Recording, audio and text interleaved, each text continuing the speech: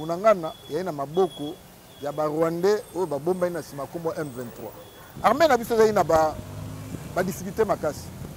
Parmi les premières difficultés, c'est au Italie brassage. Tokotika kango bongote fake news mo retamboli lelo. Batiango kombo ya journaliste Moka Mondele na rotanga Christophe Rigaud que président Ateki Mboka ka remettre 700 millions d'euros na Paul Kagame. Nyonso wana bazali kotina ba fausse information. Info 243 au cœur de l'actualité. Bienvenue, Bandeko Balandi, Info 243, Makolo, ya Mboka na biso, Osolaka yango d'habitude na Bakongoma niveau na Beka. Memela bino basango et surtout mpona kotikala toujours bongo pembeni ya makambo ekoleka na Mboka na biso lelo. Na momesano na biso comme d'habitude ozwa lelo mwana mboka Abraham Lwakabwanga azalaki bongo directeur ya presse présidentielle, patron ya Code 243 et magazine Émergence. Mbote ndeko Raphaël. Alors plus de 100 jours déjà la Bounagan est toujours sous contrôle. Il y a des éléments non contrôlés, tout terroriste, il y a M23. Les lots qui sont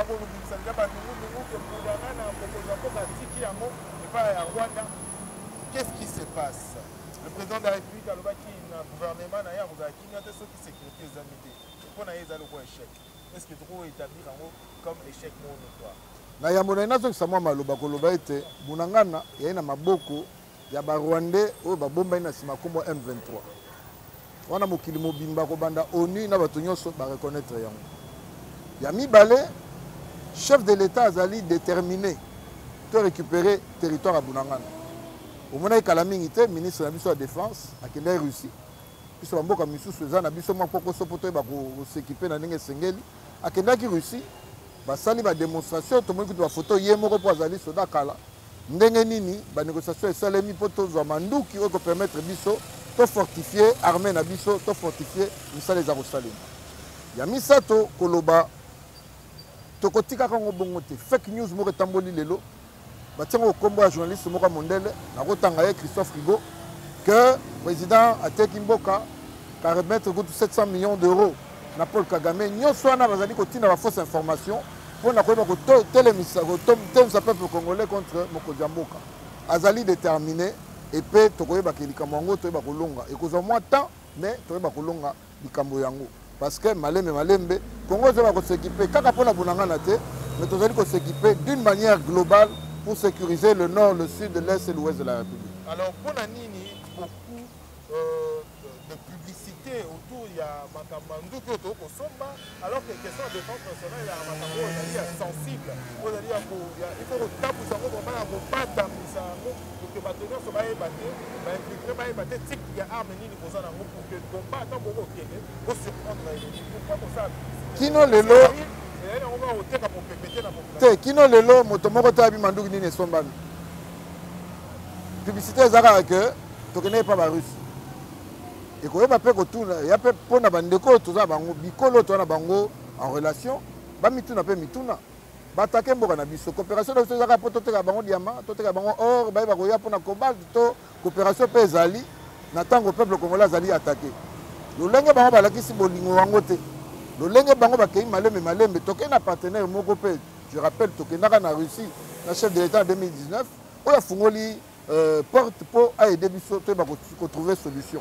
Donc on dit ici il ne faut pas simplement aimer le sous-sol congolais, il faut d'abord aimer le congolais, ensuite le sous-sol. Donc les appels messages de ma partenaire na biso ya libanda ba yeba que non to sanga ki na bino boza sensible ba beti biso masasi ba linga bota biso territoire bota biso ba oyo esengeli peut avancer. Vous savez, en côté, pour en 2019, à l'époque, on a eu un directeur et la presse présidentielle, vous avez eu la délégation et la président de la République dans la Russie. Est-ce que selon la sécurité, selon la machine en Russie, tous les alliés par occasion, la précipitation, pour selon les moments, pour créer ma relation dans la Russie? Non, Obi, hasard, ils ont raté. Encore le Babino, peut-être que les raté, mais Namboka Russie, kozali université moko, ezali na kombo ya Patrice Emery Lumumba. Donc tobanda ba relation ana leloté. Et on a toujours eu une représentation de la Russie au Congo, à part kaka na ba mbula suka moko ko sezalaki, mais baza bato mokili lelo il faut te bakolanda dynamique aux alliés sur terrain. Cette dynamique fait que la Russie est en train économiquement de réussir et demain elle va être très forte. Tokoyeba ko zalaka na sens moko te faut pas diplomatie to funga bana baninga o bakoyi koluka intérêt ya mboka na biso. N'oublions pas que les relations ce sont les intérêts et les intérêts simplement entre États. Mais si on a un intérêt wana tu dis que le président mingi bazaka na alliance yango ne créer bango ba kokoso Mobutu à son temps Kabila les fils, Kabila les pères, na bato nyonso. Moi kokoso par rapport à l'alliance soki bakabwana oyo bandongwani ekomi kokoso. Aujourd'hui pour s'allier na Russie au mokili mobile wa ko pesa moi isolement bato de ba ko pesa santé. Est-ce que retour apporter pour attirer plutôt foudre dans l'actuel régime? Mais nous avons rappelé que Tokabouena Moutouté, qui nous nous avons de bonnes relations avec les États-Unis. D'ailleurs, le secrétaire d'État n'a pas c'est pour nous. Blinken était ici chez nous. Nos relations avec la France, l'Union européenne, tout ça, ils ont au beau fixe. Ils ont que opportunité, étant donné que le marché, l'État russe est ouvert à nous vendre du matériel, pourquoi ne pas aller chez eux? Tout le monde le fait librement. Tant qu'on minera que nous sommes à Biloko en Russie, et comme à tes potes pour ça s'équiper, et comme ils allaient légitimes pour garantir sécurité en Bokanabiso, sécurité à Congolaise, et Congolais, que je sois né Salémi. Mais les autres États, les autres nations sont ouvertes. Ceux qui les loyaux, dans le cas de la coopération, la Corée, le Japon, les États-Unis ou encore la Belgique ou autres, nous offraient du matériel ou des propositions. Je ne crois pas que dans le bon sens, nous avons un robot. Un moment crucial où les ennemis, parce que tu se souvenir même, dans l'histoire, tu as des problèmes. À l'époque, à Mobutu, tu peux entre amis et frères, le choix est clair. Mais là également, le côté lié pour créer par relation, pour tisser par relation en Russie. Est-ce que pour les États-Unis, vous avez la mal vite, pour apporter c'est possible, mais si vous avez un peuple congolais, je vais rappeler que na Goma, na Bukavu, na Butembo, na Bunya, les Congolais batamboli babimisi photo à Poutine. Motatina est bango ezabisote. Mais nos frères qui vivent le martyr, baoye bakufeli bandeko, baoye bakotela bandaku, baoye bazali ko souffrir ebele koleka yonanga na kisasa bisika bato kolia malewa tranquillement. Bango balobi tomoni bandeko baye ko sunga biso to beno to na bona coopération. Ezo simbate to kende bisika songolo. La voix du peuple c'est la voix de Dieu. Et biso tozali pyramide renversée to kaka oyo mokile lobaka. Ah mokile lobi, to que nous soyons russe, je crois que le chef de l'État n'a répondu qu'aux aspirations profondes de son peuple. Le bon dictat libanda to saka biloko te po c'est ça belge, c'est français, to américain, to allemand, non. Ce qui nous intéresse d'abord c'est notre peuple et notre peuple d'abord. Alors au-delà na makambo tali sécurité, voilà fait mon président à Kassi, na mboka na biso, tout président soit côté na pouvoir et donc on dit aussi par la sécurité. Le parti arrive au pouvoir depuis à côté 4 ans en sécurité, à côté la même commandement. À observer toujours, à faire toujours des réactifs. La batoka, au moment où qui sont sous sanction. Pourquoi reconduire de même personne dans le même poste et laisser toujours le même commandement jusqu'à aujourd'hui? Je crois que... Alors que tout un problème, il y a une situation en guerre, mais situation en guerre, il faut une situation également de crise. Bon, naebi, le moment où on a fait un mingi, vitesse à précipitation, ils avaient le balai. Pourquoi se précipiter les lois pour bitumber à l'eau, le non? Allez, il faut changer. Il faut commettre un mot grave. La vitesse, c'est plutôt l'analyse de telle situation. Le big bon, dans le moment où on a relevé ma fait, Nathalie, tu as analysé, tu as comprendre qu'on doit prendre telle ou telle décision. Je crois que, rumeur qu'il y aura un grand chambardement. J'espère que le chambardement sera réel. Écoute, il faut, bon, ça c'est les prérogatives du chef de l'État lui-même. S'il a jugé bon, mais je crois qu'en temps utile, au moment utile, le chef fera ce qu'il fera. Peut-être que on n'avait pas ce qu'il fallait. Peut-être, j'en sais strictement rien. Mais c'est la sécurité, c'est sensible. Il faut avant ça le changement, on assure que et là et qu'on contrôler le mouvement. Parce qu'on le veuille ou non, s'il y a des changements, la chaîne et tout ça, il y a des répercussions. Est-ce qu'on a ce qu'il faut en termes d'hommes? Non, ce n'est pas la peur, c'est la sagesse. Et c'est l'analyse propre et juste. Il y a des bateaux qui ont été mis. Bien. Moi, je vais casser un tenu à un bureau. Voilà, militaire peu administratif. T'es en fongolo. Tout ça, bien, mais quitter sur le place, c'est papa. Mais il y a commandement et tout, mais général Maël. So qui n'a pas mis sous le général Moussa Mabé. Mais so qui n'a pas mis sous le généraux, et les généraux, qui bateau, il y a administration. Ils sont moins connus parce que par exemple, côté au combat ma commis. Pourquoi est-ce que le commandement aujourd'hui, on dirait comme certaines personnes, le général Mbala il est plus administratif que efficacité sur terrain. Ndeko na ko loba bongo te pour premièrement na yebi général Mbala te après bambote na to pesana. Je ne le connais pas sur des faits de terrain. On a cause à Bango. Moi, personnellement, on a bien noté, mais là, on a le banoboué. Armée n'a pas de difficulté, ma casse. Parmi les premières difficultés, c'est au Italie, brassage. Brassage, c'est Salema qui avant. Tango, pacification, c'est Bazo, mais Kakosala Yango. Na Tango, il y a sénateur à vie. Mingi Bakota, les l'on parle de près de 200 généraux ou officiers supérieurs qui sont venus du brassage. Mais quand on a terme à brassage, il y a des négociations sur le terrain, il y a des colonels, il y a des généraux, il y a des lieutenants, alors que côté en termes il y a des officiers armés. En termes d'être un militaire. Mais le fait que Basima Mandouki, que Bazara Nazamba, et que ONU, même si on a des programmes de démobilisation et tout ça, là, la réinsertion, tout ça, la guité. Il fallait que Moussa Salema. Mais elle a identifié. Et je crois qu'au temps important, nous allons avoir la tête de cette armée, ou pas la tête, nous allons avoir dans le cursus de cette armée, Batoyo, Bayebi, Moussa Souda. D'accord. On va garantir que Facha, une année avant l'élection, le président Félix Tshisekedi, le mandat Zanango, Biloko a les a tellement ébélé que le deuxième mandat est. Et c'est faire sentir la population. C'est réellement la population qui soit au Kinshasa.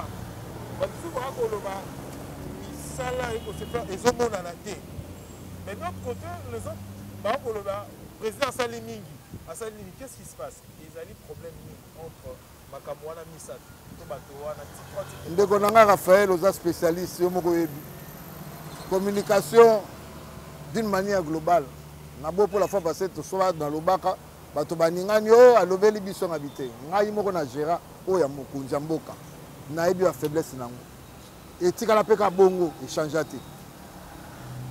Avec du recul, je crois que c'est nécessaire l'élo. Qu'en dehors, il y a un organe et la communication.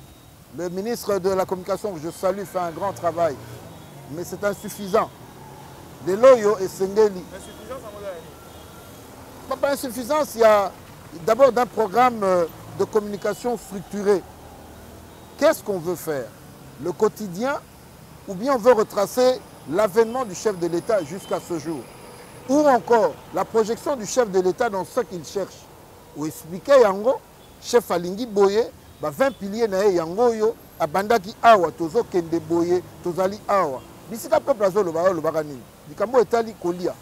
Social, il y a un mais pas plus tard que la semaine passée, on a une vidéo, tant que le président a inauguré Régie des eaux Lemba Imbu, Batona Mwamba, pompe, lobby, ça fait des années, pour certains 5, 6, si pas plus, que les loyaux, robinet comme Salema. Il faut devoir expliquer au peuple. Mais le plus important, c'est qu'il y a. Mais je crois que Banzela, il y a Salema, Malembe.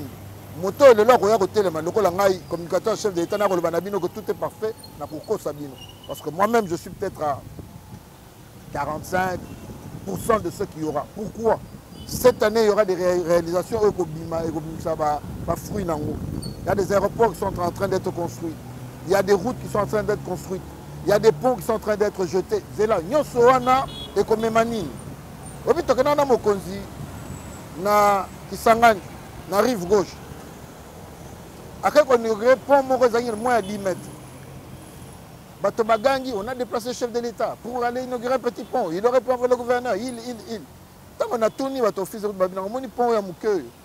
Et comme même Madok au 4 Saboké, on a dit Bobimi, banana. On a dit bon, on a dit oui. Ce petit pont que tu vois là.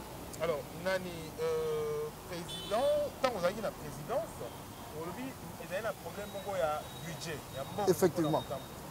Mais nous, il y a des sources milliers bien informées que le Burundi a siège dans un cercle la présidence, la télévision qui a ça également. On n'a pas d'argent pour une bonne communication d'un service, mais pour s'acheter la télévision. Comment vous... Mais on a été venu pour nous dire des rumeurs. Bon, moi personnellement, on a évité. Je crois que s'il y a eu un grand changement au niveau de l'Univers TV, Kolonango, s'il a cédé, il pourrait le dire. Ou encore, autant en termes de gestion, qu'il y a un changement en termes de gestion, de direction. Mais si cela a été fait, je ne sais pas. Bon, on a confirmé, tu auras la rumeur. Si c'est le cas, bon, ils ont justifié selon et le mot appelle ça Ibango. Mais na kozonge la boué koloba. Parce que pour moi c'est un détail infime. Le plus important c'est quoi? La vision du chef de l'État doit être véhiculée dans toutes les 4 langues. Tu vas comprendre. Chef de l'État tango kota ki alinga kini. Les lots to sali biloko na télévision ba to lobo non to zanga li dialelo ya dialelo te. Il est rentré avec un programme. Ba axe nango yangoyo. Ni nango esalemi. Alaki tolakisi biloko nyonso yebi ko salema. Ni nango ezo salema. Oyo ezo salema. Ni nango esili. To ekosila. Boye koyeba kosila. Bato bayeba ko vivre au jour le jour. Mais aujourd'hui c'est difficile.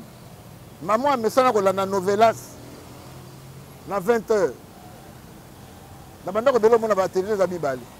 Maman pikile asimbi télécommande donc koyokela ye kaka novelas. Na kozaka information na ndenge.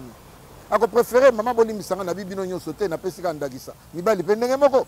Moto préféré akene na TikTok sur TikTok akene nota match ya Bayern to ya nani ya wapi ala na sango ya mboka. Que devons-nous faire ou mieux faire pour information etambola? Ndeko bi que chaîne nationale la biso RTNC. Tana image non. C'est la chaîne nationale. Donc on retrouve la chaîne sous privée et ça a la meilleure qualité d'image, meilleure qualité de programme. Une bonne restructuration de la RTNC permettrait de mieux véhiculer l'image du chef de l'État. Je rappelle qu'il y a une antenne partout. Est-ce qu'il y a une radio RTNC? Soit il y a une RTNC. Attends, donc, il y a des éléments de communication et il n'y a pas que ça. Il y a eu la grande réunion de la presse. Il y a eu la résolution. Mais qu'on donne aussi des moyens à cette presse de pouvoir accompagner ce qui est... Voilà, les états généraux de la presse. Qu'est-ce qui est bon pour le pays? Ça, je crois, chacun devrait le dire. Ceux qui battent cet exemple, l'engrais c'est Mathieu comme Tikuna et quelqu'un bypass et ça les maté. Mais il y a des journalistes qui ont battu et ça les maté. Au moins, il y a des gens quand la toza poto que ne penawa, il faut dire nzela moko lekela nguma. Oh le loro mokende, nzela c'est maselembao. Donc il y a quand même des avancées. Ça je parle pas simplement de Kinshasa. Tout le monde a une image outil balolaba, tout le monde a une image outil Mbujimai qui est en train de revivre. Mouké awana ototanga lelo, ministre de la ministre Guissaro Alexis qui a signé un contrat pour 680 km de route. Ozolongwa Kisangani et Kende Kino Mombasa na Kenya. Congolais habité Moussoro Soutrabia Abraham Eza Lelo. Et c'est signé avec les Chinois qui préfinancent cela. Oh, Kanissa. Il y a des baraté. Biloko Bimaralo na Goma na Bukavu. Il y a Biloko Bimaralo na Port à Matadité. Et où à Mombasa. Et Nanzela Ti. Et côté na Essa Congo. Or, les lois sont développés axe Wana et que nous savons contrôler par une route, péage des Abisso, Makambebele, droit d'entrée, tu aurais profiter na Yango. Le programme du chef de l'État, je crois, qu'il sera réélu à cause de ça. Et médias locaux très suivis, peut baninga Moussousou, Toya d'une manière objective, tout na mituna et tout l'accent au Sénégal qu'on a dit barola. Alors, on tourne sur le Makamomatali, état de droit. L'état des droits, je me souviens, il y a 4 ans, on a dit à chasse à la société, on a été. Mais aujourd'hui, Bakabili journalistes ou soit famille Kabila, ils ont comme l'impression que madame visée par ces régimes. Zoé Kabila a volé la table au présidence. L'autre fois, ils allaient qui Chadari, les Zoé, et après le bureau, ils allaient des arrestations également d'autres personnalités, journalistes. Les journalistes, il a fait perdre Jimmy, également, il a fait perdre la carrière.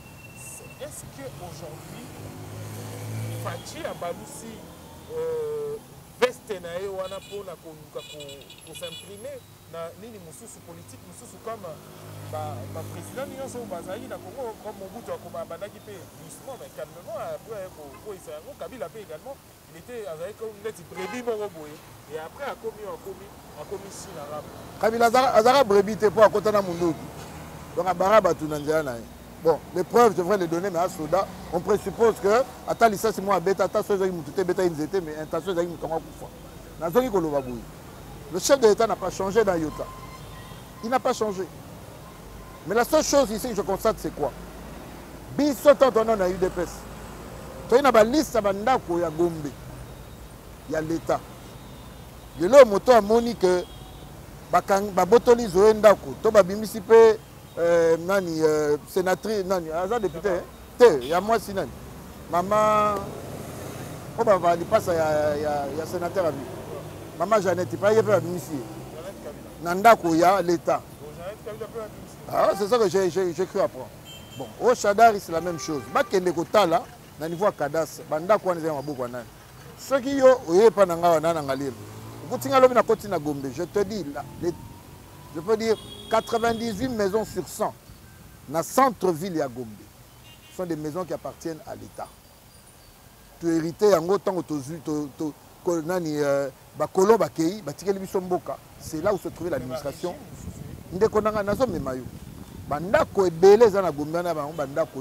L'État. À un certain moment, où tu vas comprendre, va se constituer pour ça, moi collectif Moko, moi remboursement. Dans l'État plutôt que de tout perdre. Parce que tant que vous avez un faux document, parce que vous vous retrouvez en position de force, va désaffecter Ndaku. Tu vas te faire un prix mauvais. Il y a un dossier. Il y a un Ndaku, il y a un Moussou, il y a un Kati. Parce que va ville prix. Va déclarer maison désaffectée. Ils ont peut-être donné 50 000 $ pour une maison qui en valait peut-être 2 ou 3 millions. Va faire un Kati. Non. Les lois européens, Nathalie Caméra, ça. Ceux qui les lois, na biso. Va toza bokonzi. Bandeko, va tenter à koluka ça là. Pression pour passer la baron mikanda wana yebaka osalango lelo tant que tolongwa bokonzi yo pe bakobimisa yo.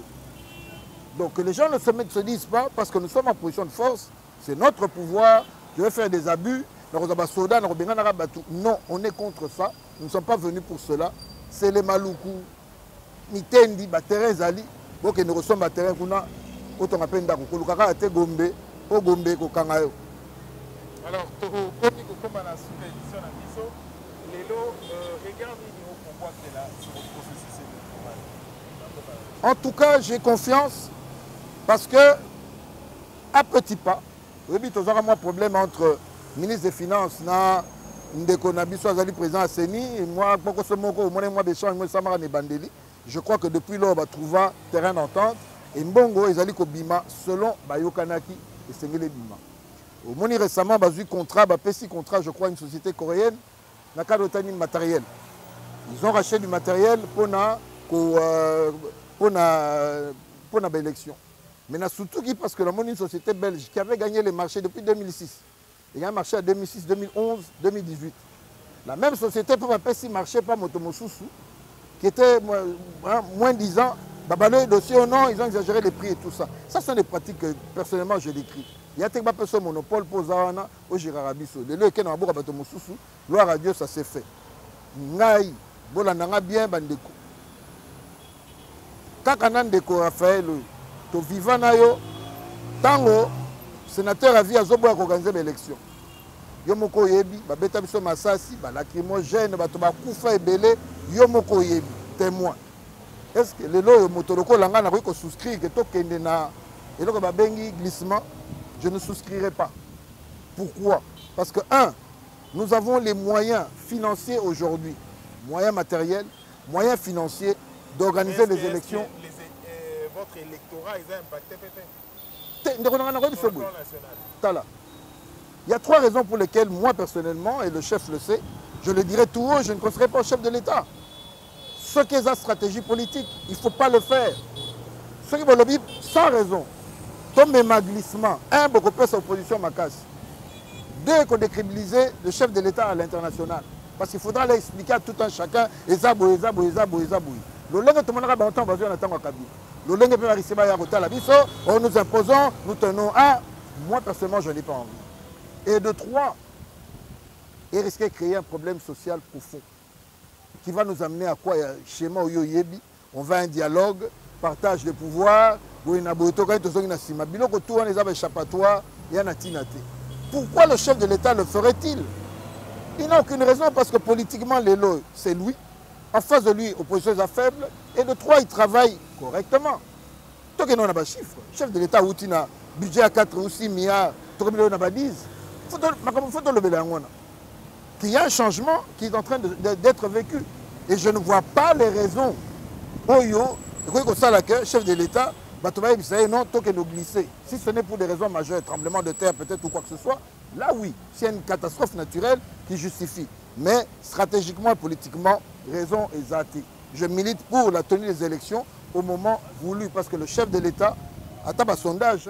Tout le monde va dire nos journalistes. Baluka qui non, le sondage va ça y le kuta na beaucoup n'attend et mon maman moura téléma.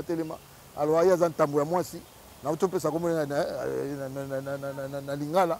Oh non, yé pona yé ba sondage va ça là qui est chef de l'État le kuta à quel Twitter a bêti majorité de chef de l'État. Oh ka bango ne bazalaka. Non, c'est la tendance actuelle. Dans la cas impact, il y a un programme à 145 territoires. Tant que vous avez le chef de l'État, il y a 65-67% des voix. L'UDPS. Oui. Avec quel esprit ou quelle attitude l'UDPS prépare les élections? Parce que l'UDPS, tout le temps, est-ce que l'UDPS a se consolidé d'abord étant parti politique? Quoi qu'il y ait des soit l'élection, a remporté la majorité parlementaire dans le Ndeko, l'UDPS a battu bien. Même à l'époque de Kondo, Papa Etienne.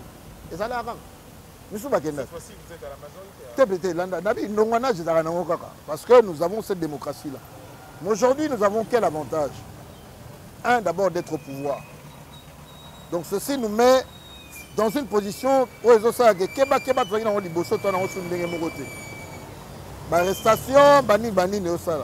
sommes au pouvoir, donc ça nous permet de travailler d'une manière plus calme, d'une manière plus réfléchie.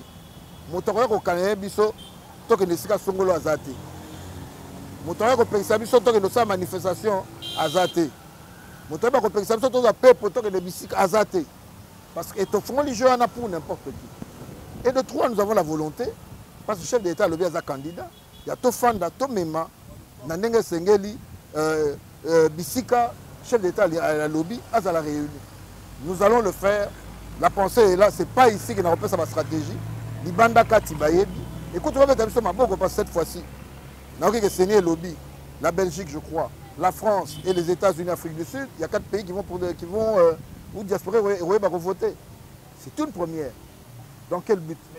Est-ce que tu as mesuré l'impact en haut? Parce qu'il y a, sur le plan constitutionnel, la nationalité congolaise, elle est unique et exclusive. Oui. Tout va changer ma nationalité. Comment est-ce que quand est-ce que va identifier pour que va changer de nationalité à voter? La partie la plus simple, c'est organiser les élections à l'extérieur. Pour ça, comme le ministère des Affaires étrangères, tout intérieur, il y a un beau cabisco au Kende. Après, ça une liste, il y a des Congolais au Bazali enregistrés ou qui sont. Attends, il va changer de nationalité. Liste, c'est Zali. Et conformément à cette liste-là, parce qu'il y aura des enregistrements, les gens vont s'enrôler. L'enrôlement, il y a ceux qui n'ont pas ça change. Ton en Amérique, il tricher pour ça change. C'est d'autant plus facile à l'extérieur que Bisso Awa. Parce que Bisso Awa, et c'est l'identification, ça les mains, la carte, la carte, solo, et puis tu as un enrôlement.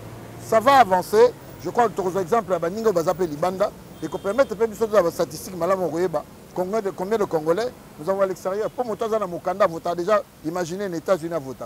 Est-ce que vous votez au Congo? Avantage les autres. Merci, ça n'est fini pour cette édition. Merci de vous, Nasuka. Nakoyebisaka Kongomani boye. Bokebaka na ba rumeur. Nyonso bimaka na Facebook, eza solo te. Nyonso pe bimaka na WhatsApp, eza solo te. Soko moni information moko tubisi motema na yo. Lukosa ata mwa recherche ou bien luka moto ya koyeko za informer koleka yo. Aux informations wana to ba ko avancer. Yami bale koloba bozala sima mokonzi ya mboka. Koza sima na ezali koloba kolebele vérité. Ya pe kolakisa miyibi oyo nyonso bazali kotourner balinga babeta baku. Pour pas salir mboka na biso kende liboso. Yami Sato, c'est un message d'encouragement au Premier ministre, un message d'encouragement auprès du Premier ministre, je viens de le dire, mais à tous ceux qui gèrent la nation et encore une fois, un bon retour à un frère que j'aime beaucoup, Ndeko Vital Kamere. Merci, na sepeli, na moni ozongi, Nzamba Pambola.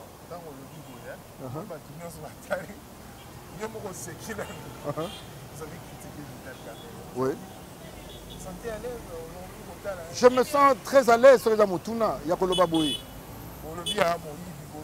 Ndeko nangai, na lobi o mokile lobaki. Tango akei na esambiselo, basambisi. Bango moko na balobi ayibite, ngana kolobani. Nandimi, ah bon, la frère yo moyi. OK, limbisa. Bato ba mituni te po ninga kene pa na ye. Lundi au soleil neni. Ah oui, j'étais chez lui. C'est mon ancien directeur de cabinet, c'est un frère, c'est un ami, c'est quelqu'un que j'apprécie dans le sérail politique. Et dans le sérail politique, on se parle. Et ça que c'est changé. Imaginez de Konangaï. Tu as un fungula. Il y a un Vital Kamere non congolais. Tu as une émission.